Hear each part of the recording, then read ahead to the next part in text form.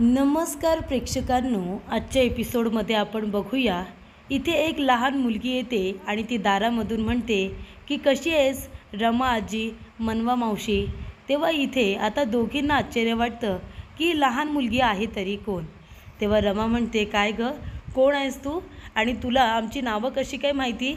तेव्हा इथे ती म्हणते की मला तुमच्याबद्दल खूप काही माहिती आहे, कारण तिला अबोलीने सांगितलेलं असतं.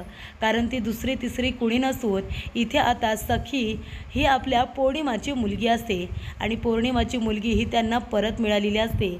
त्यामुळे इथे सगळ्यांनाच खूप जास्त आनंद झालेला असतो. सखीला बघितल्यानंतर रमा म्हणत असते की मी आधीच सांगितलं होतं ना, म्हणाले होते ना मी मनवा की सखी तुम्हाला लवकरात लवकर सापडेल म्हणून. काय गं पौर्णिमा. तेव्हा पौर्णिमा म्हणते, हो अगदी बरोबर, तुमच्या आशीर्वादामुळेच सखी मला लवकरात लवकर सापडली. तेव्हा इथे रमा म्हणत असते, खरंच खूप छान मुलगी आहे तुझी. तेव्हा अबोली म्हणत असते, सखी भेटलीस ना तू रमा आजी आणि मनवा मावशीला. तेव्हा सखी म्हणते की हो, मला त्या दोघीजणी खूप आवडल्या. तेव्हा अबोली म्हणत असते की आई, ही आहे सखी पौर्णिमाची मुलगी आणि ती आता आपल्याला सापडले, त्याच्यामुळे खूप गोष्टी आता सोप्या होऊन गेलेल्या आहेत. तेव्हा प्रेक्षकांनो, अबोली म्हणत असते की चल सखी आपण आतमध्ये जाऊया का आता बसायला. तेव्हा सखी म्हणते, हो जाऊया ना. तेव्हा अबोली म्हणते, सखी हे घे, तुला लाडू घे, लाडू खा. तेव्हा सखी लाडू खात असते. पौर्णिमा म्हणत असते की बाळा सावकाश. तेव्हा अबोली म्हणते, सखी तुला लाडू आवडला का. तेव्हा सखी म्हणते, हो मला लाडू खूप आवडला, खूप छान लागतोय, गोड आहे लाडू, कुणी बनवला हा लाडू. तेव्हा अबोली म्हणत असते की हा लाडू आम्ही सगळ्यांनी मिळून बनवलेला आहे. तू बघतेस ना रमा आजी, हा लाडू रमा आजीने बनवला आहे. आणि माहिती आहे का तुला सखी, तुझी ही मनवा मावशी आहे ना, ती सुगरण आहे एक नंबरची, किती उत्तम स्वयंपाक बनवते. तुला जे आवडतं ना ते सगळं तू आता मनवा मावशीला सांग, ती तुझ्यासाठी सगळे पदार्थ बनवेल, ठीक आहे ना. तेव्हा मनवा म्हणते, काय मग सखी, माझ्या हातचं जेवण जेवणार ना, आवडेल ना तुला. तेव्हा सखी म्हणते, हो मला तुझ्या हातचं जेवण खायला नक्कीच आवडेल आणि मला तूसुद्धा आवडलीस. त्यानंतर इथे अबोली म्हणत असते की उद्या तू कोर्टामध्ये येशील ना सखी, तू घाबरणार तर नाही ना. तेव्हा सखी म्हणते, अजिबात नाही, घाबरायचं कशाला, उलट संकटाच्या समोर उभं राहायचं आणि म्हणायचं, हे संकटा चल दूर हो माझ्यापासून, असं आता सखी म्हणते आणि सगळ्यांना हसवत असते. तेव्हा अबोलीला खूप छान वाटत असतं सखीजवळ बोलत असताना. तेव्हा रमा म्हणत असते की इथे पौर्णिमाची मुलगी किती चुणचुणीत आहे ना, मला तर फारच आवडली. तेव्हा अबोली म्हणत असते की पौर्णिमा आणि सखी तुम्हाला दोघींना उद्या कोर्टामध्ये यावं लागणार आहे. तेव्हा इथे सखी म्हणते, मी येईन, मी अजिबात घाबरणार नाही आहे. तेव्हा इथे अबोली म्हणते, हो तू खूप स्ट्रॉंग आहेस ना. तेव्हा इथे आता अबोली तिला स्ट्रॉंग म्हणते. सखी लगेच तिला म्हणते की माझ्या आईने मला स्ट्रॉंग बनवले, हो की नाही आई. तेवढ्यातच तिला आता खेळण्याचा आवाज येतो. तेव्हा सखी म्हणते, आई मी सुद्धा बाहेर खेळायला जाऊ का. तेव्हा पौर्णिमा म्हणते, नाही नको नको, तू आता कुठेही जायचं नाही, तू माझ्या जवळच थांबायचं. तेव्हा सखी म्हणत असते, आई अगं किती जवळ दिवस झाले मी खेळलेलीच नाही आहे, मला जाऊ दे ना खेळायला, मला घरामध्ये थांबून थांबून कंटाळा आला आहे. तेव्हा इथे अबोली म्हणत असते, पौर्णिमा अगं जाऊ दे तिला लहान मुलांमध्ये खेळायला, आणि ते जवळ आपल्या अंगणात तर खेळते ना. तेव्हा रमा म्हणत असते, नाहीतर काय, एवढे दिवस बिचारीला खेळायला वगैरे भेटलेलं नाही आहे, जाऊ दे बाहेर सगळ्यांबरोबर खेळली तरच ती व्यवस्थित मोठी होईल. तेव्हा इथे प्रेक्षकांनो, अबोलीसुद्धा म्हणत असते की पौर्णिमा आता आपल्याला कोर्टामध्ये असे पुरावे सादर करायचे आहेत की ज्याच्यामुळे इथे आता सविता काकू, दिनकर काका आणि त्याचबरोबर समीर आणि सुप्रिया यांनी तुला आणि सखीला मारण्याचा प्रयत्न केला आहे हे सुद्धा आपल्याला सिद्ध करावं लागणार आहे. आणि राहिला प्रश्न प्रॉपर्टीचा, तू जिवंत आहे, सखी जिवंत आहे, त्याच्यामुळे आता सगळी प्रॉपर्टी ही तुझ्या आणि सखीच्याच नावावरती होणार. आता त्या लोकांच्या नावावरती काहीही होणार नाही आहे. त्यानंतर पौर्णिमा म्हणत असते की खरं तर मला ही प्रॉपर्टी वगैरे काही आता नकोच होती, पण त्या लोकांना जर धडा शिकवायचा असेल तर मात्र ही प्रॉपर्टी आता मला माझ्या नावावरतीच ठेवावी लागेल. तेव्हा अबोली म्हणत असते की आतापर्यंत त्या सगळ्यांनी मिळून तुला खूप त्रास दिला, सखीला खूप त्रास दिला. प्रॉपर्टी तर आता त्यांच्या नावाने होणार नाही, ती तर तुझ्याच नावावरती राहणार. पण आतापर्यंत त्याने ज्या पद्धतीने तुम्हाला दोघींना मारण्याचा प्रयत्न केला आहे ना, दिनकर काका, सविता काकूसुद्धा माझ्याशी खोटं बोलल्या. त्यांना त्यांच्या गुन्ह्याची शिक्षा मिळवून दिल्याशिवाय आता मी स्वस्थ बसणार नाही. त्यांना आत्तापर्यंत जे काही गुन्हे केलेत ना, ते एक एक करून बाहेर काढणार आणि त्यांना त्यांच्या गुन्ह्याची शिक्षा मिळवून देणार, असं स्पष्टपणे इथे आता अबोली इथे पौर्णिमाला सांगत असते. त्यामुळे अबोलीने आता पूर्ण तयारी केलेली असते दिनकर काकांना समीर सुप्रियाला शिक्षा देण्यासाठी. तेव्हा दिनकर काका म्हणत असतात की बघितलं ना आता त्या अबोलीने काय केलं. अबोलीने पौर्णिमा आणि सखी दोघींनाही शोधून काढलं. तुम्हाला काय वाटत होतं रे? खूप अति आगाऊपणा करत होतात ना दोघेजणं, अति शहाणपणा करत होतात. तरी तुम्हाला सांगत होतो असं काही नका करू, पण नाही, तुम्ही त्या दोघींना मारण्याचा प्लॅन केलातच. काय मिळाले हे सगळं करून? सांगा ना काय मिळालं? ती अबोली किती हुशार आहे तुम्हाला नाही माहिती. तिचे हात आपल्या गळ्यापर्यंत येऊन पोचलेच ना, आता पोचले की नाही? मग आता काय करायचं ठरवले आहेत? आता तुम्ही तर सगळेजण या प्रकरणामध्ये फसणारच, पण त्याचबरोबर मला सुद्धा तुम्ही फासावरती लटकवणार. तरी मी सांगितलं होतं की हे नाटक मला करायला लावू नका म्हणून, तरीसुद्धा माझं काही ऐकलं नाहीत ना तुम्ही. काय मिळालं हे सगळं करून? सांगा ना काय मिळालं? काय तुम्हाला तुमच्या हाती काय लागलं? जेव्हापासून पौर्णिमाला तुम्ही मारलेत आणि सखी या घरातून गेले, तेव्हापासून या घरामध्ये एक तरी दिवस आनंदाचा आलाय का? आता ती अबोली आहे ना, आम्हाला सुद्धा सोडणार नाही. ती अबोली आम्हाला फासावरती लटकवल्याशिवाय काही स्वस्थ नाही बसणार. तेव्हा समीर म्हणत असतो, आओ बाबा गप्प बसा ना तुम्ही. आता किती तुम्ही बडबड करताय? झालं गेलं सगळं विसरून जा ना. काय करायचं मग आता? तेव्हा प्रेक्षकांनो इथे काकांना खूपच जास्त राग येतो. ते म्हणत असतात, काय म्हणालास तू? एखाद्या व्यक्तीला मारणं ही सोपी गोष्ट वाटते का तुला? आत्तापर्यंत तुम्ही मला सगळ्यांनी खूप शांत राहायला सांगितलं, मी तुमच्या सगळ्यांचं खूप ऐकलं, पण आता नाही. आता मी गप्प बसणार नाही आहे. मी तुमचं काय ऐकायचं? सांगा ना काय ऐकायचं तुमचं? अहो तुम्ही काय चांगला तरी विचार करता का? काय गे सुप्रिया, हे प्लॅनिंग सगळं तुझं होतं ना? इथे आता पौर्णिमाचा जीव घ्यायचा, सखीचा जीव घ्यायचा, हे सगळं प्लॅनिंग तूच केलं होतंस ना? काय मिळालं तुला हे सगळं करून? पैशासाठी, प्रॉपर्टीसाठी स्वतःच्या बहिणीला मारण्याचा प्लॅन केलास. सखीला सुद्धा सोडलं नाहीस तू. मी म्हणत होतो की सखीला तरी राहू द्या आपल्याजवळ, पण नाही, सखीचा सुद्धा काटा झाला होता ना तुला. आणि आता काय केलंस गं? माझ्या इथे मुलाला फसवलंस तर फसवलंस, आणि आता आम्हाला सुद्धा फासावरती लटकवायला निघालीस, बरोबर की नाही? तेव्हा समीर म्हणत असतो, बाबा तुम्ही शांत राहा. जे काही झालंय त्याचा विचार न करता आता याच्यातून मार्ग कसा काढायचा त्याचा विचार करूया ना. तेव्हा काका म्हणतात, अरे त्रास होतोय मला या सगळ्याचा, जीव गुदमरतोय माझा. तेव्हा समीर म्हणतो, आणि तुमच्या बोलण्याचा मला त्रास होतोय. तेव्हा तुम्ही आता गप्प राहा, काही बोलू नका. तेव्हा इथे काका म्हणत असतात की ऐका माझं, आता तरी ऐका. पौर्णिमाच्या हातापाया जोडूया आणि तिला परत घरी आणूया. अरे बाबा तिच्याबरोबर सुखाने संसार कर. तेव्हा समीर म्हणतो, काय बोलताय तुम्ही? मी कुणाचं काही ऐकणार नाही आहे, कळलं ना? तेव्हा इथे आता सुप्रिया म्हणत असते की समीर आपल्याकडे दुसरा पर्यायसुद्धा नाही आहे. तू बघतोयस ना, आणि दुसरा आपल्याकडे काय पर्याय आहे? म्हातारा जे काही बोलतोय ते बरोबर आहे. आपल्याला आता स्वतःची कातडी वाचवायची असेल ना, तर पौर्णिमाच्या हातापाया आपल्याला पडावंच लागेल आणि मग तिला इथे घरी आणावं लागेल. मग नंतरला जे करायचं आहे ते आपण करू, पण सध्या तरी आपल्याला आता इथे पौर्णिमाशी गोड बोलून तिला आपल्या बाजूने वळवायला लागणार आहे. तेव्हा दिनकर काका चिडलेले असतात. सगळा आळ ते आता इथे सुप्रियावरती टाकतात. त्यानंतर प्रेक्षकांनो, सखी खेळत असताना सखी आता पडते, तिच्या डोक्याला मार लागतो. तेव्हा तिथून आता क्रिश बाहेरून येतच असतो. क्रिश इथे सखीला उचलतो आणि घरामध्ये घेऊन येतो. पौर्णिमा लगेचच रडायला लागते. आपल्या मुलीला थोडी तरी खरचटलेलं असेल, थोडं तिला दुःख झालं तरीसुद्धा इथे पौर्णिमा रडत असते. लगेच तिच्या डोक्याला इथे पट्टी वगैरे करण्यात येते. तेव्हा सखी म्हणत असते की आई मला दुखतंय गं. तेव्हा ती म्हणत असते, दुखतंय माझ्या बाळाला, थोडा वेळ दुखेल आणि तुला बरं वाटेल. तेव्हा ती म्हणते, आई मला त्रास होतोय गं. तेव्हा ती म्हणते, त्रास होतोय माझ्या बाळाला, तुला त्रास होतोय, मी आहे ना तुझ्याबरोबर इथे, मी आहे ना, तुला काहीसुद्धा होऊ देणार नाही. तेव्हा इथे पौर्णिमा आता सखीला खेळवत असते. तेव्हा इथे आता मनवा म्हणत असते की सखी खूपच जास्त स्ट्रॉंग आहे ना, म्हणजे इतकं तिला लागलं तरीसुद्धा ती रडत नाही आहे आणि किती छान वागते बघ तू. तेव्हा इथे आता खूपच जास्त तिला त्रास होत असतो. तेव्हा ती म्हणत असते, सखी तुला माहिती आहे का, हा क्रिश काका आहे ना, क्रिश काका, तो आहे ना वेगवेगळ्या प्राण्यांचे आवाज काढतो, हो की नाही क्रिश? तेव्हा क्रिश म्हणतो, हो. आणि तो म्हणतो, काय म्हणालीस? मी वेगवेगळ्या प्राण्यांचा आवाज काढतो? नाही सखी, खोटं बोलते ही, मला खरंच नाही जमत. तेव्हा अबोली म्हणते, नाही जमतं. हो जमतं तुला क्रिश, तुला माहिती नाही आहे का? जमतं तुला वेगवेगळ्या प्राण्यांचे आवाज काढता येतात. तुझ्यामध्ये तो कलाकार आहे, पण तू त्याला बाहेरच येऊ देत नाही. दाखव बरं आता आवाज काढून. सांग बरं सखी, तुला कुठल्या प्राण्याचा आवाज ऐकायचा आहे? तेव्हा ती म्हणते की डॉंकी, मला डॉंकीचा आवाज ऐकायचा आहे. तेव्हा इकडे अबोली म्हणत असते की अरे वा गाढव, तुला गाढवाचा आवाज ऐकायचा आहे का? चल बरं क्रिश, आता गाढवाचा आवाज ऐकव तिला. तेव्हा इथे सखी आता म्हणते की काका ऐकव ना मला आवाज.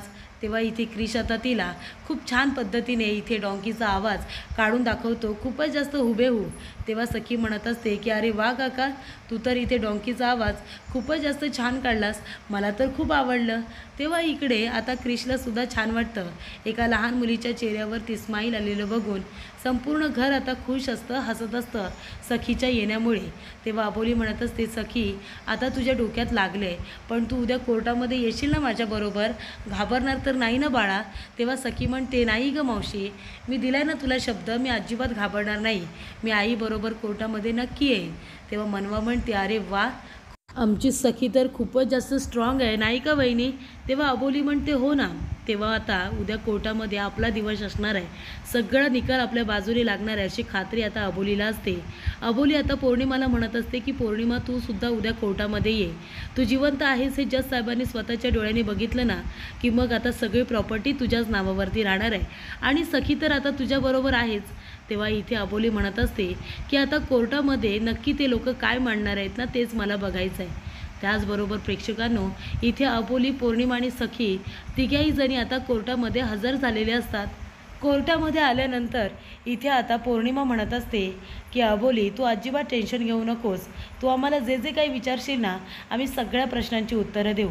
तेव्हा अबोली म्हणत असते आणि तुम्हाला दोघांनाही कुणालाही घाबरायची सुद्धा गरज नाही आहे, कळलं का? तेव्हा कुणीही काही बोलेल, तुम्हाला काही प्रश्न विचारेल, पण नेहमीच सगळं खरं खरं बोलायचं, अजिबात काही खोटं बोलायचं नाही, सत्य लपवून ठेवायचं नाही. तेव्हा इथे अबोली आता त्यांना सांगत असते की जे काही आहे ते खरं खरं बोला. आणि इकडे आता दिनकर काका, सविता हे दोघेजण आलेले असतात आणि तिथे समीर आणि सुप्रिया, ही सुप्रिया लपून बसलेली असते. तेव्हा इकडे सविता म्हणत असते की पौर्णिमा, माझी लेक, माझं बाळ जिवंत आहे का? माझी लेक जिवंत आहे, तुला असं समोर जिवंत बघून मला किती आनंद झाला आहे, मी काय सांगू. तेव्हा पौर्णिमा म्हणते हो का? नाही, तुमच्या दुर्दैवाने माझा जीव वाचलाच, मी वाचले नाही का, खिडकीतून निघून गेले मी, म्हणून तर मी जिवंत आहे ना, नाहीतर तुम्ही सगळ्यांनी मिळून मला मारण्यासाठी खूप छान पद्धतीने साखळी इथे रचली होती, खूप छान असं प्लॅनिंग केलं होतं तुम्ही मला मारण्यासाठी, पण तुमचा हा प्लॅन अजिबात सक्सेसफुल झाला नाही आहे, कळतं आहे का? तेव्हा इकडे आता पौर्णिमा म्हणत असते की असं कसं, म्हणजे या लोकांना आता नेमका कसला त्रास होतो आहे. त्यानंतर इथे प्रेक्षकांनो, आता पौर्णिमा घाबरते. पौर्णिमाला असं वाटतं की हे सगळं काय आहे. त्यानंतरला इथे आता सखी आणि पौर्णिमा दोघीजणी एकमेकींपासून आता दूरच असतात, पण आता त्या दोघीजणी एकमेकींच्या बरोबर असतात, कारण इथे आता काका काकूंनी तिला मारण्याचा जो काही प्लॅन केलेला असतो, तो प्लॅन आता सखीलासुद्धा कळलेला असतो. त्यामुळे इथे पौर्णिमा म्हणते की माझ्या मुलीपासून लांब राहा, तुम्ही प्रॉपर्टीसाठी माझा जीव घेण्याचा प्रयत्न केलात ना, काय मिळालं तुम्हाला हे सगळं करून? सांगा ना, काय मिळालं? तेव्हा इथे सुप्रिया आता लपून छपून त्यांचं बोलणं ऐकत असते. तेव्हा पौर्णिमा म्हणत असते की मी आता तुमच्या बोलण्यात अजिबात येणार नाही, तुमचं इथे मन राखलं, तुम्हाला जे हवं ते सगळं दिलं, त्याचबरोबर तुमच्या आवडीनिवडी जपल्या, तुमच्या सगळ्यांची काळजी घेतली, आणि तुम्ही काय दिलं मला? सांगा ना, काय दिलं तुम्ही मला? तेव्हा इथे पौर्णिमा म्हणते की तुम्ही माझ्या मुलीला माझ्यापासून दूर करण्याचा प्रयत्न केलात ना, आता मी तुमच्या बोलण्यात अजिबात येणार नाही आहे. तेव्हा काका म्हणतात असं काय करतेस पौर्णिमा, आम्हाला माफ कर, चल आपल्या घरी चल. पौर्णिमा म्हणते नाही, कधीच नाही, मी तुमच्याबरोबर घरी कधीच परत येणार नाही आहे, कळलं ना? खोटं बोलताय तुम्ही, फसवताय, नाटक करताय, मला मारण्याचा प्रयत्न केलात, या सगळ्यामध्ये तुम्ही चौघेही सामील आहात, माझ्या मुलीला मारण्याचा प्रयत्न केलात, आज कोर्टामध्ये मी सगळं सत्य सांगणार. तेव्हा समीर म्हणत असतो पौर्णिमा हे काय बोलतेस तू, आम्ही म्हणतोय ना की आमच्याबरोबर घरी चल म्हणून. तेव्हा पौर्णिमा म्हणते काय येऊ मी घरी तुमच्याबरोबर, तुम्ही माझे कोणी नाही आहात आणि माझ्या सखीचे सुद्धा तुम्ही कोणीच नाही आहात, सखीला फक्त तिची आई आहे आणि ती म्हणजे मी. तेव्हा माझ्या मुलीपासून लांब राहायचा, आधीच तुम्ही सगळ्यांनी मिळून मला आणि माझ्या मुलीला मारण्याचा डाव रचलेत, आता मी तुम्हाला माफ करणार नाही आहे. त्यानंतर प्रेक्षकांनो जज साहेब आता कोर्टामध्ये हजर झालेले असतात।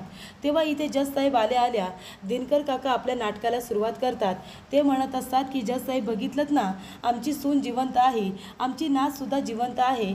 अबोली बरोबर बोलत होती, अबोली खरं बोलत होती की माझी सून आणि माझी नात जिवंत आहे म्हणून। त्या दोघींना इथे जिवंत बघून, समोरासमोर बघून मला खरंच किती आनंद झालाय, मी सांगूसुद्धा शकत नाही आहे। तेव्हा इकडे अबोली म्हणत असते, हो ना, त्यांना जिवंत बघून तुम्हाला खरंच खूप आनंद झालाय का? बघतेस ना पौर्णिमा, यांची नाटकं तरी बघ, जज साहेब हे सगळं यांचं नाटक आहे। तेव्हा इथे जज साहेब म्हणत असतात की इथे पौर्णिमा आणि सखी या दोघीजणी जर जिवंत आहेत तर आता प्रॉपर्टीचा भाग हा नक्की कुणाकडे राहणार, हा आता इथे सगळा खेळच संपतो, ही केसच आता इथेच संपते। कारण आता जर पौर्णिमा आणि सखी दोघीजणी जिवंत आहेत तर सगळी प्रॉपर्टी त्यांच्याकडेच राहणार आहे। त्यामुळे प्रॉपर्टीचा विषय इथल्या इथे संपतो, याच्यामध्ये निकाल द्यायची काही गरजसुद्धा येत नाही। तेव्हा इकडे आता दिनकर काका म्हणतात की जज साहेब, अहो ही प्रॉपर्टी कुणाला हवी आहे? मला पैसा, अडका, धन दौलत, प्रॉपर्टी वगैरे काही नको आहे, मला फक्त माझी सून आणि माझी नात हवी आहे, बाकी मला काहीही नको आहे। तेव्हा अबोली म्हणते, बास करा हो तुमचं नाटक, बास करा। बघताय ना जज साहेब, म्हणजे इथे आता प्रॉपर्टी ही पौर्णिमाकडेच राहणार आहे, कारण पौर्णिमा जिवंत आहे हे त्यांना आता कळलं आहे। पण पौर्णिमाला ज्यांनी मारलं आहे त्यांचं काय? पौर्णिमाला इथे मारण्यासाठी हे चौघेजण, दिनकर चौधरी, त्याचबरोबर सविता चौधरी, समीर चौधरी तिचा नवरा आणि सुप्रिया तिची बहीण, या चौघांनी मिळून इथे आता पौर्णिमा आणि सखी यांना मारण्याचा प्रयत्न केलेला आहे। कशासाठी?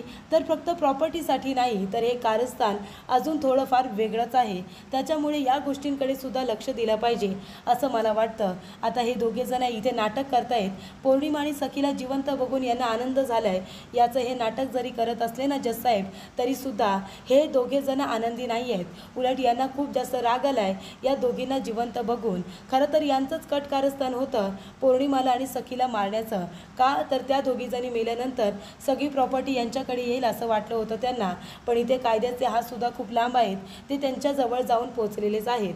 तेव्हा आता या सगळ्यांनी मिळून कशा पद्धतीने पौर्णिमाला मारण्याचा प्रयत्न केला आहे ना, आपण आता त्या दोघींच्या तोंडूनच हे सगळं सत्य ऐकूया। तेव्हा इथे आता सुप्रियाचे वकील म्हणत असतात की जज साहेब, ही आजची जी केस होती ना, ती फक्त आणि फक्त प्रॉपर्टीच्या दरम्यानच होती, प्रॉपर्टीच्या संबंधित होती, त्याच्यामुळे आता पौर्णिमा आणि सखी दोघीजणी जिवंत आहेत, त्यानुसार सगळी प्रॉपर्टी आता त्यांच्या नावावरच राहणार, त्यामुळे आता प्रॉपर्टी त्यांच्याकडून कुणाच्या नावावरती जाणार याचा निकाल लावायची गरज नाही आहे, कारण पौर्णिमा जिवंत आहे, प्रॉपर्टी तिचीच आहे हे आता सिद्ध झालं आहे। पण इथे अबोली मॅडम आता त्यांना मारण्याचा प्रयत्न कुणी केला याविषयी सुद्धा बोलत आहेत। आता त्यांना जेव्हा मारण्याचा प्रयत्न केला गेला, त्या जेव्हा मृत्यू झाला असं जेव्हा कळलं, तेव्हा त्यांच्या विरोधात गुन्हा दाखल झाला आहे का, त्यांच्या विरोधामध्ये FIR इथे लिहिलेली आहे का, या गोष्टीसुद्धा उभ्या राहतात। आणि जर अबोली मॅडम यांना आता त्यांच्या मृत्यूचं कारण सांगायचं असेल तर मग त्याविषयीसुद्धा मला आता अभ्यास केला पाहिजे, कारण त्याविषयी मी काही स्टडी केलेलाच नाही आहे, तर मी कोर्टामध्ये आर्ग्युमेंट कसं काय करणार। त्याच्यामुळे अबोली मॅडम यांना विनंती आहे की तुम्हाला जर इथे आता पौर्णिमाच्या आणि सखीच्या मृत्यूबद्दलसुद्धा इथे केस संबंधी काही बोलायचं असेल तर त्यासाठी मला वेळ देण्यात यावा। तेव्हा जज साहेब म्हणत असतात की ॲडव्होकेट अबोली, तुम्हाला जसा वेळ देण्यात आलेला आहे, तुम्ही जसा या केसचा अभ्यास केला आहे, तसंच आता दुसऱ्या वकिलांनी सुद्धा केला पाहिजे, न्याय दोघांनाही सारखा आहे, त्याच्यामुळे आता प्रॉपर्टीविषयी तर केस क्लोज झालेली आहे। आता त्यांना कुणी मारण्याचा प्रयत्न केला आणि कसा आणि का, याचं कारण आता पुढच्या हेअरिंगमध्ये जाणून घेतलं जाईल, कारण तोपर्यंत तुमच्या विरुद्ध बाजूला असलेल्या वकिलांना सुद्धा त्यांच्या केसचा अभ्यास करायला वेळ मिळाला पाहिजे। तुम्ही आता एकाच वेळी 2 केसेस इथे आता तुम्ही उपलब्ध करू नका, एका वेळी एकाच केसचा निकाल दिला जाईल।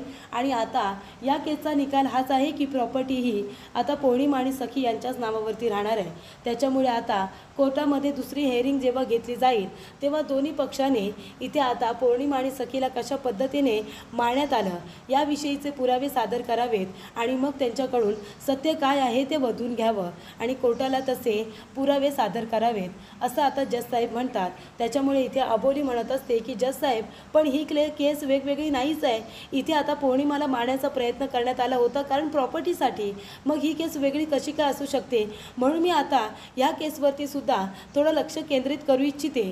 तेव्हा इथे जज साहेब म्हणत असतात की अबोली मॅडम, सगळं तुमच्या म्हणण्यानुसार होणार नाही आहे, तर इथे कोर्टाचे काही नियम असतात, त्याच्यामुळे आता पुढच्या हेअरिंगला तुमचं बोलणं ऐकून घेतलं जाईल। तर पुढील भागामध्ये इथे आता दिनकर काका अबोलीला म्हणत असतात की अबोली, मला तुला भेटायचं आहे, तुझ्याशी महत्त्वाचं बोलायचं आहे, तू घरी येशील का? तेव्हा अबोली आता घरी येते. बघते तर काय, दिनकर काकांचा मृत्यू झालेला असतो, त्यांच्या पोटामध्ये चाकू असतो. त्यामुळे इथे अबोली आता बघते तर दिनकर काकांचा मृत्यू झालेला आहे आणि त्यांना इथे मारण्यात आलेलं आहे. तेव्हा अबोली खूपच जास्त घाबरते. हे कारस्थान आता केलेलं असतं अबोलीला फसवण्यासाठी, कारण अबोली कुणाला काही ऐकत नाही आहे. त्याच्यामुळे इथे दिनकर काका जास्त बोलत होते की इथे सुप्रियाने चुकीचं केलं. त्यामुळे इथे दिनकर काकांचाच आता काटा काढण्यात आलेला